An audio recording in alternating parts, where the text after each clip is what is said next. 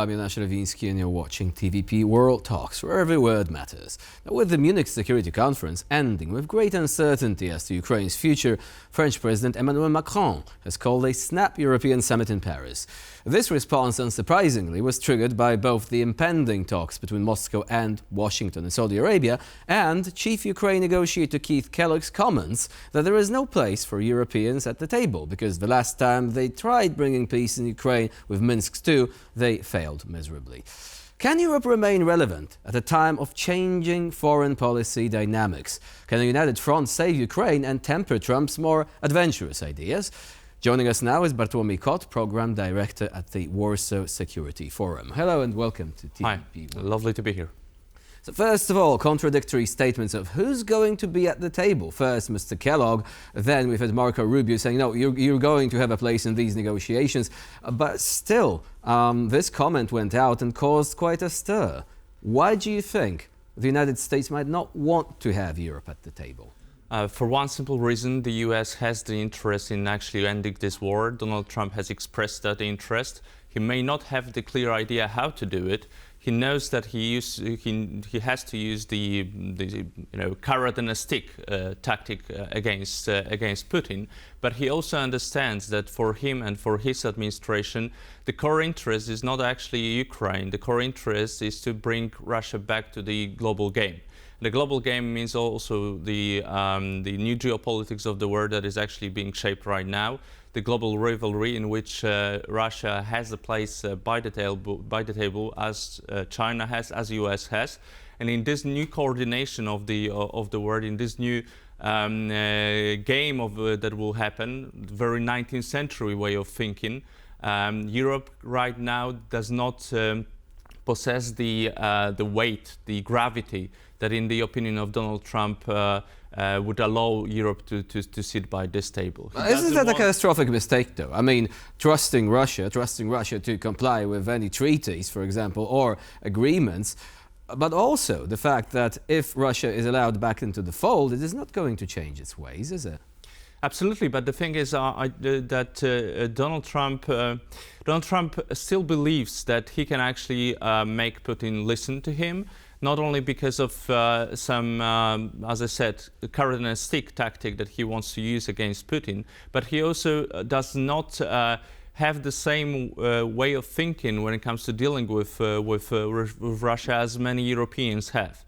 This is basically speaking coming from the lack of listening to the European approach towards Russia, and simply speaking prioritizing the idea of the spheres of influence over the lessons that we learned throughout the last at least couple of decades, if not centuries, of dealings with Russia. But let's be honest. I mean, when we're talking about the European way of dealing with Russia, there were two ways, really, until recently. The Eastern European way, cautious, wary of what Russia could do, reducing energy dependency, and Western European, let's do more deals with, I mean, Nord Stream 2, for example. All that was the European way of dealing with Russia. Now, it is actually shifting, isn't it? Do you think that Europe will stick to this new approach, i.e., aligning with what the Eastern European countries were saying all along? Look, I would love to hear actually that Europe sticks to this new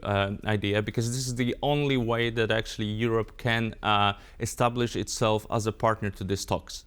If we would continue actually being in a limbo, and we are in the limbo, I know that there are calls for saying that this was actually the wake-up call. Munich was the wake-up call. But we listened to these wake-up calls for at least 3 years right now.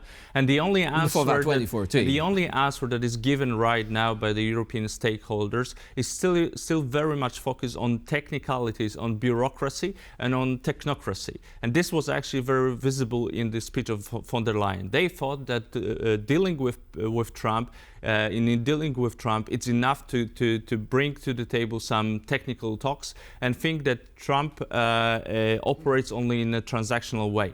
The issue here that I suppose a lot of people in Europe does not understand. Trump is not only transactional. This administration is not only transactional. This administration is very ideological. And this ideology on Trump's administration is actually to bring back certain dealings that were happening in geopolitics of this world in the 19th century, based on the idea that the strongest countries, the empires, can actually sit by the table and draw lines on a map. But doesn't this contradict, for example, the fact that Pete Hegseth came to Warsaw, said that we're a valuable ally, we are contributing almost 5% to NATO? Can you even reconcile the idea of NATO with what you're saying is essentially a throwback to the times when empires decided the fate of those around them? Well, yes, you can reconcile, but this means that Europe would have to actually, once again, I can only repeat that. Europe has to find its way how to sit by this table. Trump is not saying in broad terms, Europe cannot be there. Trump is saying, and the Trump's administration is right now saying, Europe is absolutely not ready to be there. If we would allow you right now to this negotiations, you would have 27 or even more different voices, and we don't want that to happen. This is basically what Kellogg said.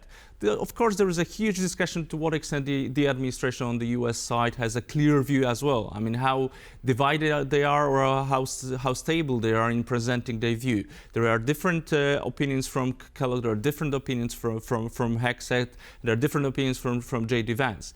But the only thing that actually stands here as the true way of expressing these thoughts, it is what, basically speaking, Donald Trump says, and how he deals with these people, and how he deals with Russia. In his vision, Ukraine is not the primary interest of the US. It is Europe's primary interest. So once he finishes this war, and basically speaking, what he cares for right now is raw materials to some degree.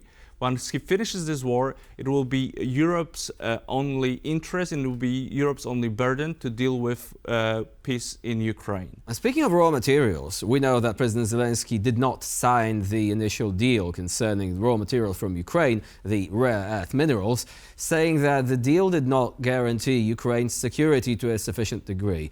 Do you think that Ukraine still has space for negotiating this regard to obtain the best possible position so that it doesn't give away a lot and gets little in return? Yes and no. On the Ukrainian side and the way they play out the Munich Security Conference, it was a well-played game. They knew when to actually reach out to the European allies in order to strengthen their position against Americans. It was a well-played game not to sign this deal during this meeting, because they were put into the very problematic position by the US administration. And Zelensky knew that he's only negotiating with Vice President, not with President Trump. So he used the leverage of being in Europe, of being with the European allies, and then not negotiating directly with Trump. It was also extremely stupid from the US administration to deliver this kind of paper in Munich, because everyone knew that this also bears the historical resemblance that no one wants to sign this kind of a deal in Munich, whatever the date there is under this document, whether that's 1938 or that's 2025. But no, because in the long term, there is also an interest on the European side to preserve the transatlantic alliance. And Ukrainians have to understand right now to what degree Europe will be capable of establishing itself as a player in these negotiations. But once the negotiations start, to what extent it will have to also preserve the transatlantic alliance over some of the points that the Ukrainians are making, such as NATO members. Of course. To sum it up, do you think that Europeans have a reason to panic, or should they perhaps start actually implementing what they already said they would and what the United States wants them to? What I would say, calm down. What I would say is calm down. First of all, bring your own idea to the table, but be creative. That's pretty much what Mark Rutte also said in Munich. And do not only rest on institutionalization, because that's the way the bureaucracy in Brussels thinks all the time. That is only the policy delivered on the table, such as, I don't know, they would establish their own envoy, and that's it. I mean, that's not enough. That's not enough. You have to have strong hard power in order to play in this game.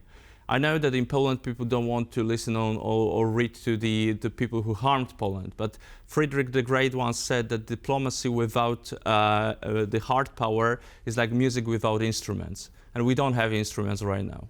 And indeed, Pete Hegseth also said that in the end it is hard power that actually matters most, referring to Poland's contribution to NATO. Bartłomiej Kot was our guest today here on TVP World. Thank you very much for joining us and for sharing your insight. Thanks for having me. And I'm Jonasz Lewiński. You're watching TVP World. Please stay with us for more latest news and features.